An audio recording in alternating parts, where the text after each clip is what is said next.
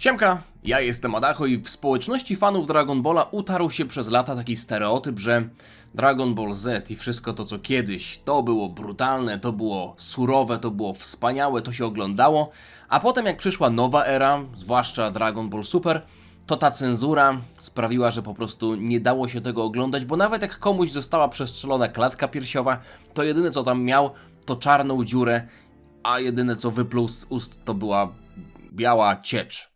W domyśle ślina. I ten stereotyp nie wziął się znikąd, bo faktycznie tak było, że na początku Dragon Balla Super ta cenzura była bardzo mocna. Natomiast komentarz kolegi Setera, który tutaj zasugerował, żebym być może stworzył na kanał coś, czego jeszcze nie robiłem, czyli ranking momentów brutalnych, postanowiłem trochę przekształcić ten pomysł. Nie tworzyć rankingu momentów brutalnych w ogóle z całego Dragon Balla, tylko właśnie dzisiaj skupię się na Dragon Ballu Super, żeby trochę pokazać tym osobom, które być może właśnie nie czytały mangi, tak będziemy też mówić o mandze, że Dragon Ball Super, mimo tego, że na początku miał żałośnie wyglądające momenty i ja tutaj absolutnie nie stałem się w roli obrońcy Dragon Balla Super, bo to było żałosne, to wyglądało źle i takie momenty po prostu psuły odbiór danej sceny. Ale im dalej w las, tym więcej było brutalności, tym mniej było cenzury i mam nadzieję, że jak saga Moro i potem saga Granoli pojawią się w telewizji, to te sceny, które widzieliśmy w mandze, nie zostaną mocno albo w ogóle nie zostaną wcale ocenzurowane, bo dzisiaj w rankingu też kilka wam takich pokażę. Wyszczególniłem 20 scen, ale stwierdziłem, że opowiem wam tutaj o 10, a resztę uznam za wyróżnienia. Jeśli będziecie chcieli, żebym zrobił podobny ranking tyczący się na przykład Dragon Balla Z, tych scen w Dragon Ballu Z było już znacznie więcej, czy na przykład klasycznego Dragon Balla, bo tam brutalne sceny też oczywiście miały miejsce, a może nawet Dragon Balla GT, to docenię komentarz, docenię lajka, a my przechodzimy do miejsca 10 i to być może będzie dla was kontrowersja, ale żebyście wiedzieli, w jaki sposób brałem w ogóle sceny z Dragon Ball, bo to nie jest do końca scena z Dragon Balla Z, okej? Dragon Balla Super. Brałem pod uwagę anime Dragon Ball Super, mangę Dragon Ball Super i też troszeczkę naciągnąłem zasady i film Resurrection of F i film Battle of Gods, które były spod znaku Dragon Balla Z, ale umówmy się, że to jest ta nowa era, więc pozwólcie mi tutaj zrobić ten mały wyjątek, bo 10 moment to jest moment z filmu Resurrection of F i wiem, że będziecie mówić, ja pierdzielę, nie, jeśli ten moment jest w tym rankingu, to naprawdę ten ranking można wyrzucić do kosza, ale chcę, żebyście obejrzeli sobie tę scenę, bo ona w anime wygląda źle, ale w filmie następstwo tego przestrzelenia klatki piersiowej przez Sorbeta jest dość wymowne i powiedziałbym nawet, że jakby ktoś oglądał to z dzieckiem, to można byłoby dziecku zakryć oczy. Nie chodzi mi tutaj o sam moment przestrzelenia klatki piersiowej Goku, bo tam nie widzieliśmy żadnej krwi, nie widzieliśmy nawet, żeby Goku był przestrzelony na wylot, jedynie jego ubranie zostało zniszczone i widzieliśmy taką palącą ranę w jego klatce piersiowej. Natomiast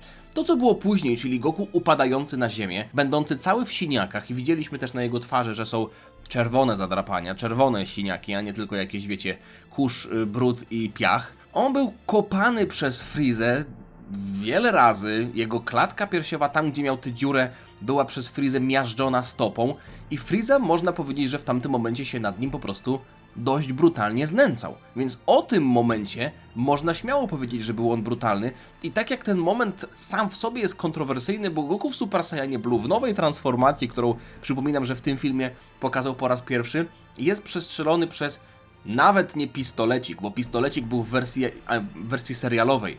W filmie to był taki pierścionek. Tak, to był fabularnie fatalny moment, nawet jeśli mielibyśmy dodać tutaj wytłumaczenie, że Goku opuścił gardę, bla bla bla, ale to co było później, Freeza kopiący go, miażdżący jego ranę, wyrzucający go w skałę i widok Goku, który był widocznie zraniony, 10 miejsce w tym rankingu. Biorę pod uwagę tylko Dragon Balla Super. Umówmy się, że chciałem też zrobić troszeczkę miszmasz, że nie będzie tylko momentów z mangi, więc wybaczcie mi to, okej? Mam coś mimo wszystko jeszcze wam do powiedzenia. Jak już zacząłem mówić o sorbecie, sorbet jest smaczny, ale mam jeszcze kilka innych smacznych rzeczy, o których chciałbym wam powiedzieć, więc pozwólcie, że poświęcę na to minutkę. Na stronie Holi ruszyła kampania matcha. Oprócz istniejącego już smaku iced tea, czyli limonka, matcha i mięta, pojawiły się 3 nowe smaki z 3 różnych kategorii. Jeden z nich siadł mi niemożebnie, ale po kolei. Holy Energy o smaku matcha misaki w połączeniu z truskawką, Holy Hydration, matcha, zielone jabłuszko i kiwi i mój faworyt, niespodziewany muszę przyznać,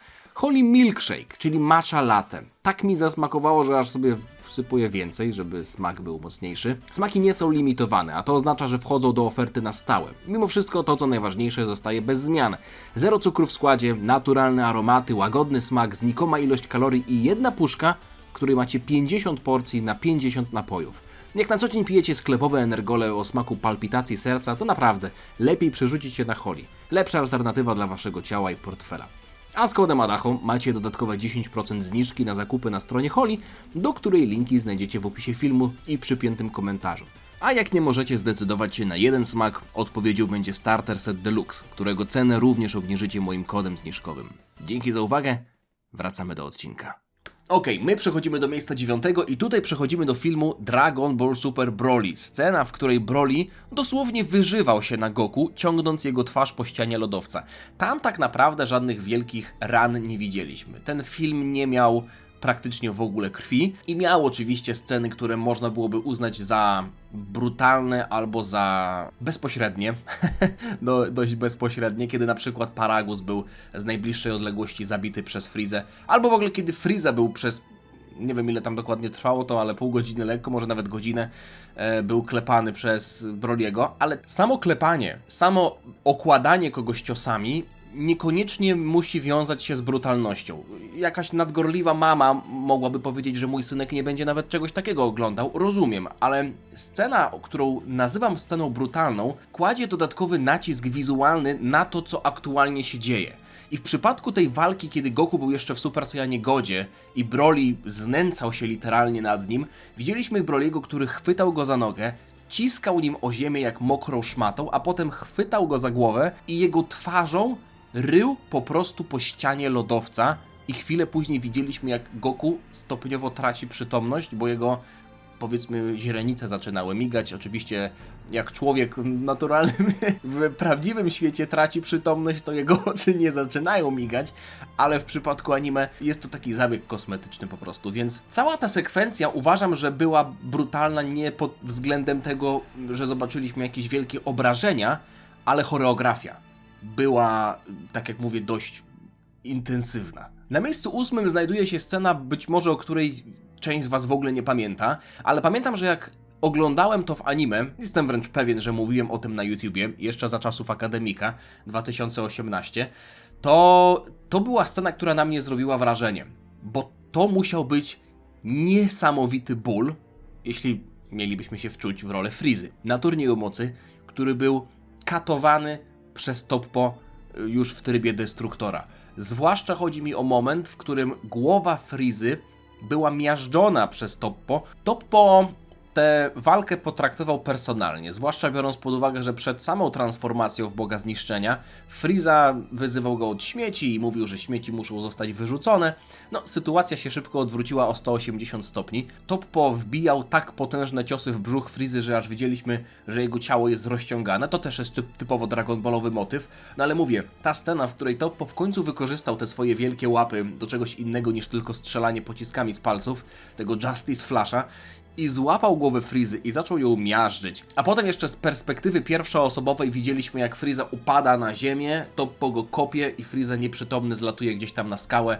Android 17 uratował go przed wypadnięciem z areny. To była brutalna sekwencja i tak jak mówię, mimo tego, że nie było tu krwi i to jest, rozumiem, że w głowach niektórych widzów nadal zarzut w stronę Dragon Balla Super, to powiedzmy, że są różne typy obrażeń, ok? W tym przypadku brak krwi nie jest czymś, co było w tej scenie potrzebne, żeby można było dostrzec jej brutalność. Także to znajduje się na miejscu 8, a na miejscu 7 scena, która w zasadzie jest dość długą sekwencją, ale obejrzałem ją sobie, zresztą wszystko tutaj sobie obejrzałem po raz kolejny wczoraj, no bo przeglądałem te momenty, żeby zadecydować na świeżo, które według mnie są najbardziej brutalne. I moim zdaniem brutalność sceny na miejscu 7 jest, powiedzmy, o nieco innym charakterze. Chodzi mi o scenę, w której Jiren oklepuje Vegetę i w końcu wyrzuca go z turnieju mocy. To trwało z 10 minut, może troszeczkę mniej niż 10 minut, ale momenty, w których Vegeta przyjmował ciosy, bo tak naprawdę jedyne co Jiren mu robił, to go uderzał pięściami. Nie uderzył go nawet z dyńki, a mógłby, bo ma dość dobry kształt głowy do uderzenia z dyńki. Możecie się zastanawiać, no co było w tej scenie brutalne? No to zwykły Dragon Ball, bili się pięściami. Ale tę scenę pod kątem brutalności sprzedaje zachowanie Vegety. To, co on myśli. To, jak przyjmuje ciosy Jirena i myśli sobie, że te ciosy są niebotycznie ciężkie. Vegeta mówił sobie w myślach, że czuje, jak jego ciało się rozsypuje. Widzieliśmy pierwszy raz w zasadzie w ogóle w Dragon Ballu Super śliwę pod okiem, nie? Nie widzieliśmy wcześniej czegoś takiego. Z tego, co pamiętam, nie było jeszcze wcześniej takiej sytuacji w Dragon Ballu Super, żeby ktoś miał taką śliwę, więc było tutaj, w miarę oczywiście możliwości, zaznaczone, że Vegeta jest bardzo mocno poobijany. Chwilę później oczywiście nieprzytomny wyleciał poza arenę, dali mu sensu, on nie wiedział, gdzie jest. Zresztą w trakcie tej walki też tracił przytomność, kiedy już prawie spadł z areny, wisiał i w myślach jego Bulma go obudziła, więc to była scena, która swoim czasem trwania i tym, jak Vegeta przeżywał tę scenę, była w stanie zrobić wrażenie. Dlatego miejsce 7. Wchodzimy delikatnie w tryb mangowy, bo na miejscu 6 znajduje się coś, co gdyby nie było w tym rankingu, czułbym się z tym źle. Mimo tego, że to nie jest konkretny moment, tylko pewnego rodzaju wątek fabularny. Już spieszę z wytłumaczeniem. Chodzi o Ultra Ego. Ale głównie na początku miałem na myśli walkę ogólnie Vegety i Granoli, bo tam były momenty, w których ta walka była przeraźliwie brutalna, obrażenia na ciele Vegety były bardzo mocno widoczne, Vegeta był zalany krwią, tracił przytomność, kręciło mu się w głowie, z najbliższej odległości też Granola praktycznie ostrzeliwywał go pociskami ki, a cała walka ogólnie, całe to starcie, no oprócz tego, że zostało przerwane, to zakończyło się tym, że Vegeta praktycznie już półprzytomny leżał na kamieniu ze względu na to, że tak duże obrażenia przyjął. I okej, z jednej strony jestem w stanie zrozumieć kontrargument, że tam nie było jednego takiego wielkiego, brutalnego momentu, w którym łamałyby się kości czy coś w tym stylu, natomiast cała ta sekwencja była naprawdę brutalna i widać tutaj po tych obrażeniach właśnie, które Vegeta miał na swoim ciele. Zresztą zanim się też przetransformował w Ultra Ego, przypomnijcie sobie, co było bezpośrednio przed tym. Granola trafił Vegetę w punkt witalny, zbroja troszeczkę zahamowała ten cios, ale Vegeta wypluł naprawdę spore ilości płynów i dosłownie z przekrwionymi oczami zaczął się transformować, więc myślę, że jak zobaczymy to za parę lat w wersji animowanej, to ten ranking prawdopodobnie też zostanie w jakiś sposób zaktualizowany, albo mógłby zostać zaktualizowany. Mam nadzieję, że w tym czasie jeszcze będę nagrywał na YouTubie. Mam zamiar oczywiście. Ale dlaczego powiedziałem o Ultra Ego na samym początku, a niekoniecznie o walce Vegety i Granoli? Bo w walce Gasa i Vegety, kiedy też Vegeta używał Ultra Ego, też mieliśmy brutalne momenty. Zwłaszcza moment, w którym Vegeta po raz kolejny z podbitym okiem leżał z twarzą w piachu i widać było, że dawno nie przyjął tak mocnych obrażeń. I oczywiście on tam się chciał rzucać jeszcze w stronę Gasa, ale stracił przytomność.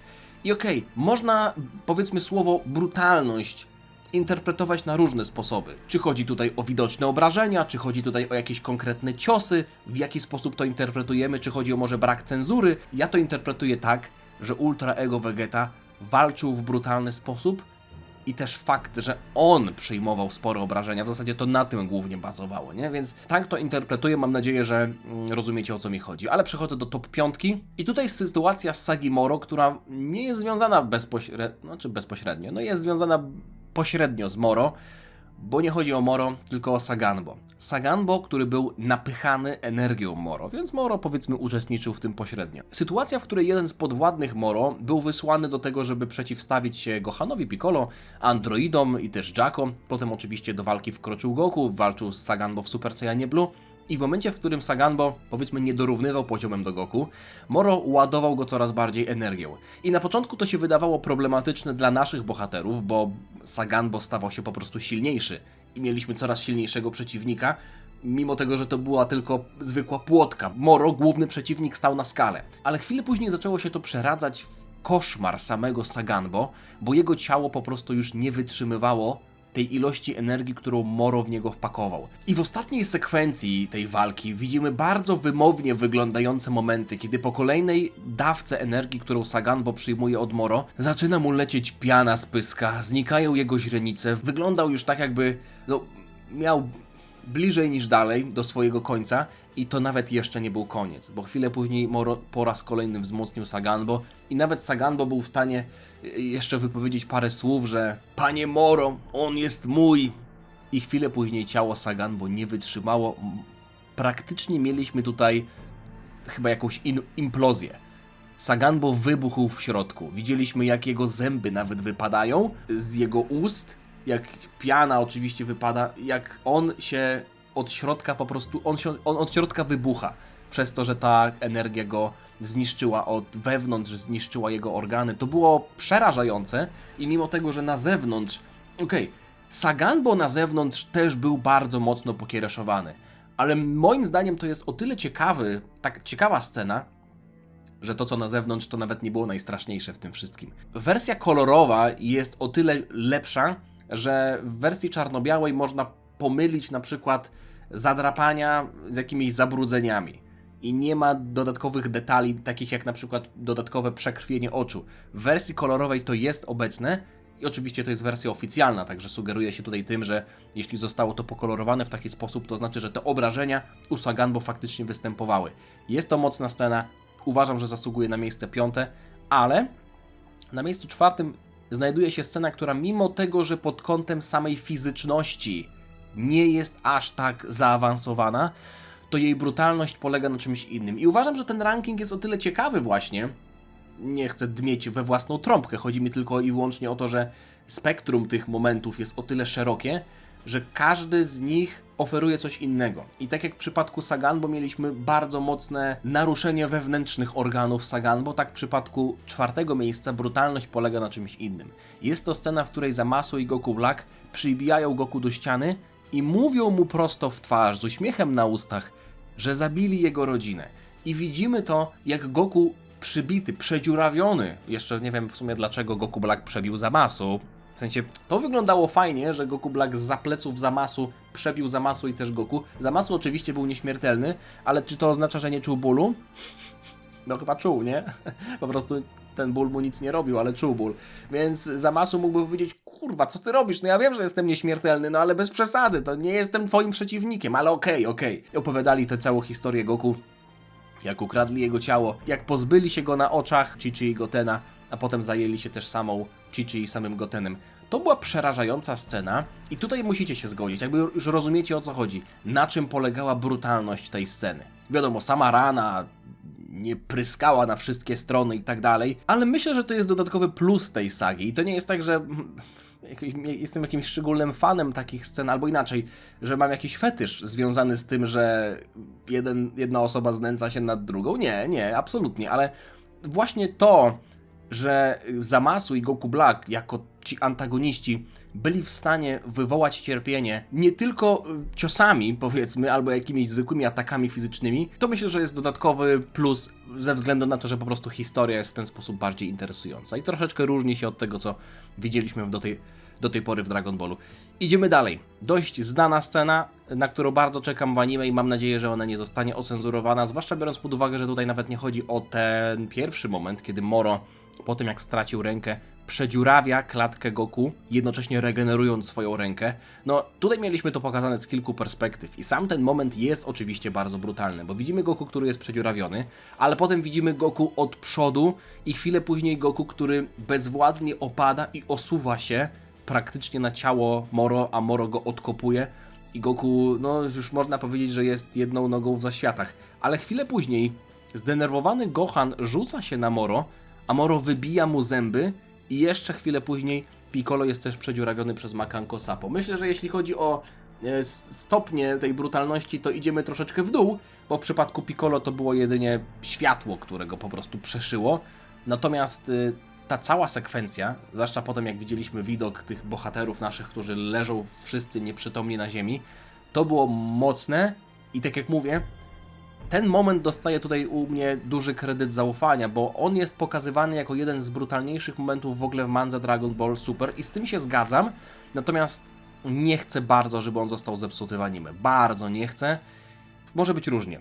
Myślę, że zostanie to pokazane, ale że nie będzie tam aż tak dużo krwi. Tak myślę. Przechodzę mimo wszystko do miejsca drugiego. Jestem wielkim fanem tej sceny. To jest końcówka sagi Granoli. Kiedy Frieza przylatuje już na planetę Serial, przedziurawia Gasa, ale chwilę później to, co się dzieje, to jest sytuacja bezprecedensowa w Dragon Ballu. Czegoś takiego jeszcze w całej historii Dragon Balla nie było. Nie pamiętam. Starałem się sięgnąć pamięcią, kiedy układałem ten ranking.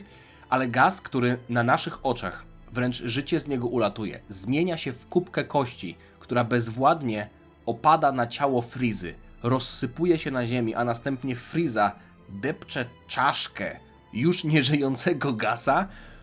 Wiecie co, jak ja mówię te słowa, mam nadzieję, że YouTube nie nałoży na ten film jakiejś restrykcji plus 18. Jakby co, to są tylko i wyłącznie narysowane rzeczy. Ja takich rzeczy nie pochwalam, ani nie polecam, ale ta scena, zwłaszcza te 3 obrazki, kiedy widzimy Gasa i jeszcze na jego twarzy są resztki skóry, włosy i to wszystko zaczyna więdnąć. Błagam, jeśli jest tak, że na przykład są filmy, które mają ograniczenie wiekowe, wiecie, są jakieś rankingi filmów, jakieś takie oznaczenia, że w jednym filmie może paść jedno przekleństwo, jeden wulgaryzm i wtedy jeszcze, powiedzmy, ten film zachowuje ten swój ranking. Jeśli byłoby tak na przykład z Dragon Ballem Super, podobnie, że cała saga musi być ocenzurowana, ale można zrobić jeden moment tak, jak to było w Manze, 1:1. Niech to będzie ten moment. Niech to będzie moment, w którym Gas zmienia się w szkieleta i opada na ciało Frizy i widzimy, jak te jego kości się rozsypują. To jest esencja tej sceny. Powiem wam teraz 10 wyróżnień. Może trochę się skupię nad tym, żeby jedno słowo powiedzieć, żebyście wiedzieli, dlaczego to się nie znalazło w 10, ale kolejne 10 wyróżnień, które nie załapało się moim zdaniem do tego rankingu, też trochę dlatego, że nie chciałem tylko się skupić na Mandze. Super Saiyajin Blue, Vegeta gnojący Freezę w Resurrection of F, to była zwykła bitka. To prawda, że Vegeta tam oklepywał Freezę, ale to w filmie nie trwało długo i w zasadzie to była, można powiedzieć, zwykła walka. Piccolo i Cell Max. Zgodzę się, że w filmie to było brutalne, kiedy Piccolo tracił rękę, kiedy widać było, że krwawi i tak dalej. Natomiast to też bym powiedział, że jest raczej standardowa walka, albo inaczej, może nie tyle co standardowa walka, co nadal tutaj był bardziej nacisk na walkę, a nie na brutalność. Jeśli rozumiecie, o czym mówię. Trunks przecinający Zamasu od jaj począwszy, no tutaj, kurde, no fakt, że on zaczął od Babidiego i poszedł w stronę słońca, kurde, no to mimo wszystko jest mocne, bo jak sobie o tym myślałem, to musiało być bardzo bolesne dla Zamasu. To musiało być bardzo... Nawet jeśli był nieśmiertelny, ale to był tylko jeden cios i tak naprawdę to było tak, że Zamasu był stworzony... Wyglądało to tak, jakby był zrobiony ze światła. Więc to nawet nie było czuć, było słychać, bo były te dźwięki takie... Ale nie było czuć, że tutaj jest to jakoś przesadnie brutalne. Goku Black przebijający Vegetę na wylot, no to jest akurat scena, która mimo tego, że jest dość sugestywna, to ona też została trochę zhejtowana, bo jedyne co Vegeta miał to szparka w zbroi, także okej. Moro wysysający energię Goku i Vegety i zostawiający ich na śmierć, to było mocne, ale takim najmocniejszym widokiem chyba byli po prostu Vegeta i Goku leżący na ziemi bez życia, ale to raczej była kwestia tego, że energia życiowa została z nich wyssana, a niekoniecznie kwestia tego, że Moro jakoś się nad nimi znęcał. Tak to interpretuję. Śmierć Future Bulmy była smutna, ale w sumie to wyglądało tak, że ona się zmieniła w popiół i za bardzo animacja tego nie sprzedała. Black zabijający Gołasu w Mandze, to było mocne, bo widzieliśmy też potem Gołasu spadającego z budynku i było zbliżenie na tę jego dziurę, więc okej, to mogłoby się jeszcze znaleźć w rankingu. Scalony Zamasu, który katuje Vegetę, żeby Goku mógł się uleczyć. To też jest sytuacja z mangi. Tam widzieliśmy Zamasu, który stał na Vegecie i oklepywał go po twarzy i Vegeta tracił zęby. To mogłoby się znaleźć w rankingu, ale tak jak mówię, trochę chciałem zrobić porówno mangę, porówno anime z różnych sag, żeby nie było tak, że wrzucam samą mangę, bo to trochę by się mijało z celem, ale naprawdę widzę tutaj brutalność tej sceny. To byłoby, powiedzmy, miejsce 11. Moro wysysający życie z planety to jest dość specyficzna scena, bo widzimy jakby życie na planecie i chwilę później to wszystko więdnie, więc jest to na pewno mocny widok i w pewnym sensie brutalny, ale zdecydowałem się go tutaj nie wrzucać do top 10. No i Moro przebijający na meczeńskiego bohatera i też w sumie Cranberry'ego, bo sytuacja wyglądała podobnie. Moro po prostu ich przebił i to było tyle. W przypadku Goku Mieliśmy nieco większy nacisk na to, co dzieje się później, bo Goku był widoczny, jak cierpi, jak upada na ziemię, jak osuwa się, powiedzmy, Moro go potem odkopuje i chwilę później mieliśmy też Gohana, Piccolo, dlatego ta scena tutaj na miejscu trzecim była wysoko, a ta w ogóle się nie znalazła, bo to był tylko moment i już, nie? Ale okej. Na miejscu 10. Myślę, że wiecie, co będzie, jeśli pamiętacie sagę Granoli. Sekwencja, w której na początku Granola ma łamane ręce przez Gasa, chwilę później Gas strzela laserami w oczy Granoli i mu je wyłupuje, a potem ślepego i połamanego Granolę od pleców z najbliższej odległości zastrzeliwuje, czy to jest słowo, które istnieje? Elek.